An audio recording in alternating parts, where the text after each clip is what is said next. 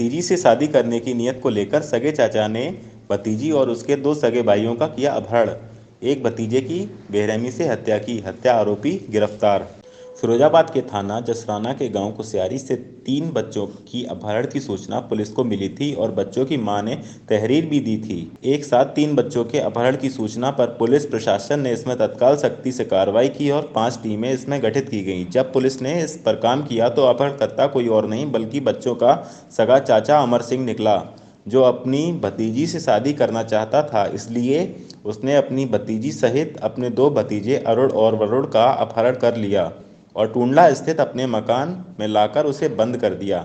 बड़ा भतीजा वरुण जब चिल्लाने लगा तो उसने रात को ही उसकी बड़ी बेरहमी से हत्या कर दी और सबको गड्ढे में फेंक दिया। पुलिस ने रात को निशानदेही पर गड्ढा खुदवाकर बच्चे के शव को बरामद कर लिया है। ये पूरा प्रकरण थाना जसराना जनपद फिरोजाबाद का है। इसमें 15 तारीख की शाम को 3 नाबालिग बच्चों के अपहरण की सूचना मिली थी। सूचना काफ़ी संवेदनशील और सनसनीखेज थी। उस पर तत्काल हमने एसपी आरए राजेश कुमार के नेतृत्व में 5 टीमों का गठन किया हुआ था। स्वाट और सर्विलांस की टीमें लगी हुई थी। 3 बच्चों के अपहरण का मामला था। हमारी पुलिस ने बहुत ही संवेदनशीलता और तत्परता से कार्रवाई करते हुए 24 घंटे के अंदर अपहरित बच्चों को बरामद कर लिया है और जो अपहरण करता था वो सगा चाचा ही था बच्चों का, उसको भी गिरफ्तार कर लिया गया। एक दुखद पहलू ये है कि चूंकि परिवार ने 15 तारीख को हमको सूचना दी, लेकिन 14 तारीख को ही इस दरिंदे चाचा ने अपने एक मासूम भतीजे का कत्ल कर दिया था। ये बात सामने आई है, लेकिन पुलिस की मुस्तैदी से 2 मासूमों की जान बचाने में कामयाबी मिली है। पुलिस टीम को हमने 20,000 रुपये का इनाम दिया है। इसमें पूछताछ में जो खुलासा हुआ वो ये है कि जो अभियुक्त चाचा है, जिसका नाम अमर शर्मा या अमरपुरी सामने आया है, उसका कहना था कि वो जो एक बच्ची थी उसमें 15 साल की, उसको बहला फुसला करके उसको ले जाना चाहता था, उसे शादी करना चाहता था। इस कारण से उसने दोनों बच्चों को भी साथ में अपहरण कर लिया और जा करके अपने टुंडला स्थित आवास पे उसको रखा हुआ था बंधक बना करके। उसमें से एक बच्चा जिसका नाम वरुण सामने आया है, वो काफ़ी रोने चिल्लाने लगा और वो इस चीज़ से मना कर रहा था। वो कह रहा था मेरे माता पिता के पास ले जाओ।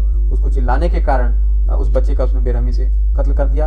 कत्ल में प्रयुक्त जो आला एक कत्ल होता है, हथियार है, वो एक बाकी है, कुकरी है, उसको बरामद कर लिया है पुलिस ने। और जहाँ पे उसने कत्ल किया था उस स्थान पे भी जाकर के देखा गया, वहाँ पे खून के छींटे पड़े हुए थे, वहाँ से भी सबूत इकट्ठा किया गया है। और यही नहीं, उसकी निशानदेही पर जो बच्चा है वरुण, जिसकी डेड बॉडी हमने बरामद की है, तो वो उसी अपने घर में एक आंगन में गहरा गड्ढा खोद करके उसमें डाला हुआ था। उसको भी उसी की निशानदेही पे हम लोगों ने बरामद कर लिया है। और जो बच्ची के पास मोबाइल फ़ोन था उसको भी हमने उसके कब्जे से बरामद किया है। इस प्रकार से सारी सबूत इकट्ठे करके आज उसको भी हम लोग न्यायालय के समक्ष पेश कर रहे हैं और उसको सजा दिलाने का काम किया जाएगा।